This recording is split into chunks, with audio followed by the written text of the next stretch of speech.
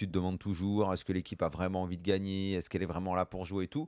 Là, des deux côtés, les équipes étaient totalement concernées, et les Rennais notamment. Alors peut-être que c'était l'affiche. Bielsa-Montagnier aussi. Voilà, peut-être que c'était l'affiche qui a motivé tout le monde. Mais notamment en seconde période, j'ai trouvé les Rennais pas mal. Globalement, Marseille a essayé d'installer son jeu, son pressing.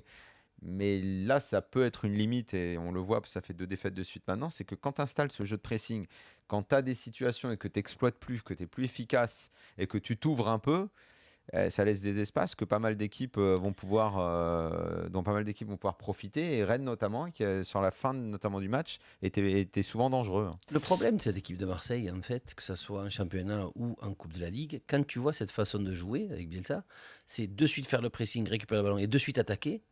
Leur temps, il n'y a jamais des moments où ils arrivent à avoir une position de balle juste pour respirer un petit peu. Ils l'ont fait à un moment, il y a 2-3 matchs, ils l'ont plutôt bien fait ça. Là, ils le font moins bien. Mais ils ont ce réflexe de retourner à ce qu'ils font, et automatiquement, il y a des espaces tout le temps au milieu de terrain qui font que tu les vois chaque fois, dès qu'il y a une action qui s'arrête, une touche, tu vois tout le monde se baisser et en train de respirer, parce que faire l'aller-retour et faire le pressing... La gestion des temps de jeu, quoi, et des séquences de pressing, des fréquences d'effort. Ils sont toujours en suroxygène, on va dire. Bon, et puis en plus, là, tu avais quelques joueurs qui jouent pas beaucoup, donc on peut considérer qu'ils étaient pas mais dans les joueurs, mais Batshuayi a plutôt fait un bon match, il met un chouette but. JJ était pas mauvais avant de dégoupiller un peu. Il joue.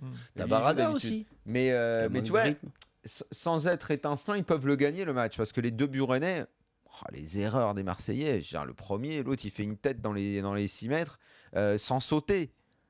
Là, c'est même plus un défaut de marquage, quoi. Et le dernier, t'es dans le temps additionnel, et pareil, le mec frappe entrée de surface, et l'autre il est encore dans les 5,50 et il arrive à faire une talonnade. Quand même, défensivement, il y a des absences sur ce coup-là, quand même. Mais sur les 2 buts.